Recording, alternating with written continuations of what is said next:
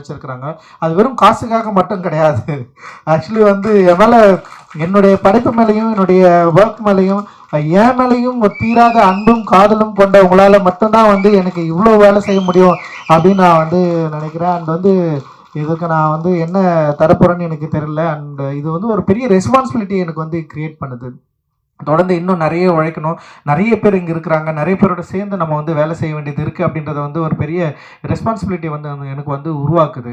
அந்த அந்த ரெஸ்பான்சிபிலிட்டியை நான் திரும்பவும் வந்து நான் ஏற்றுக்கிறேன். திரும்பவும் வந்து அதை எடுத்துக்கொண்டு அடுத்த படங்களுக்கு ஓடணும் அப்படின்னு நான் நினைக்கிறேன். அந்த அளவுக்கு வந்து ஒரு பெரிய ஒரு தேவையும் ஒரு உறுதித்தன்மையும் ஒரு ரெஸ்பான்சிபிலிட்டியும் எனக்கு ஏற்படுத்தி கொண்டே இருக்கிற என்னுடைய அன்புக்குரியவர்கள் நிறைய பேர் இங்கே இருக்கிறீங்க. நீங்கள் இருக்கிறப்ப எனக்கு என்ன பயம்? எனக்கு பயமே கிடையாது. ஆக்சுவலி உங்களுடைய அன்பு தான் என்னை வந்து புஷ் பண்ணிட்டே இருக்குது. நீங்கள் கொடுக்குற அன்பும் ஆதரவும் இல்லை.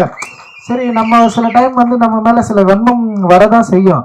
ஆனால் அதுக்காக வந்து நம்ம வந்து வெறும் வன்மத்துக்கு பதில் சொல்கிற இடத்துல நம்ம நின்றுட்டோம்னு வச்சிங்களா, நம்ம காலி ஆகிடும். அதுதானே வன்மம் வந்து விரும்புது. ஆனால் அப்படி இல்லாமல் அதை விட அதிகமாக அன்பு பொழிகிற நீங்கள் இருக்கிறப்போ நம்ம ஏன் வந்து கவலைப்படணும்? நம்ம ஏன் வந்து இன்னொரு பாதையை நோக்கி போகணும் அப்படின்னு இருக்குதுல்ல. ரொம்ப ரொம்ப சந்தோஷம்.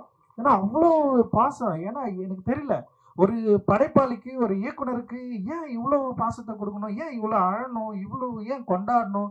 இவ்வளவு ஒரு ஆதரவை ஏன் கொடுக்கணும்? வெறும் வந்து தமிழ்நாட்டில் மட்டும்தான் பரவாயில்ல, ஆந்திராவில் வந்து எங்கெல்லாம் படம் ரிலீஸ் ஆகிருக்கோ அங்கே எல்லா இடத்துலையும் வந்து ஏன் இவ்வளவு ஆதரவு எனக்கு கொடுக்கணும்? படமே ரிலீஸ் ஆகாத மகாராஷ்டிரா வந்து நார்த் இந்தியா, டெல்லி, இதில் எல்லா இடத்துலையும் ஏன் வந்து நம்மளை வந்து இவ்வளவு ஒரு என்ன சொல்கிறது, ஒரு ஆதரவோட நம்மளை வந்து தூக்கி பிடிச்சி நம்ம ஏன் இவ்வளோ நம்மளை கொண்டாடணும் அப்படின்னா, நான் பேசுகிற கருத்து தான் அதில் வந்து மிக முதன்மைப்படுது. என்னுடைய ஒர்க் ஆஃப் ஆர்ட் தான் அதில் முதன்மைப்படுது. ஒர்க் வேல்யூ இல்லைன்னா நம்மளை யாராவது வேல்யூ பண்ணுவாங்களா?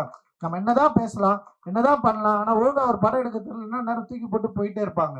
அப்போ நம்முடைய ஒர்க் ஆஃப் ஆர்ட், நம்முடைய கருத்து, நம்முடைய சிந்தனை, நம்ம இந்த மக்களுக்கு கொடுக்க விரும்புகிற அந்த அன்பை சரியாக புரிந்து கொண்ட பல லட்சம் பலாயிரம் கணக்கான மக்கள் நம்ம இருக்கிறப்போ நமக்கு எந்த கவலையும் இல்லை அப்படின்றது தான் இந்த தங்கலானுடைய வெற்றி வந்து எனக்கு வந்து கொடுத்துருக்கு. ஒரு மிகப்பெரிய உற்சாகத்தை வந்து எனக்கு வந்து கொடுத்துருக்கு அப்படின்னு நான் நினைக்கிறேன். இந்த வேலையில் என்னோடு ஒர்க் பண்ண எல்லாருக்கும் நான் நன்றி தெரிவிச்சுக்கிறேன். குறிப்பாக என்னோட திரைக்கதையில் வந்து எனக்கு கூட ஒர்க் பண்ண வந்து தமிழ் பேசுகிறப்ப ரொம்ப சூப்பராக சென்சிட்டிவாக சில விஷயங்களை வந்து அட்டன் பண்ணார்.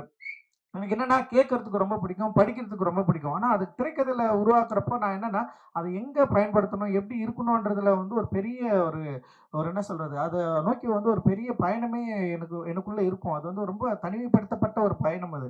அதிலிருந்து தான் இந்த எல்லாமே வந்து ஒர்க் ஆகுதுன்னு நினைக்கிறேன்.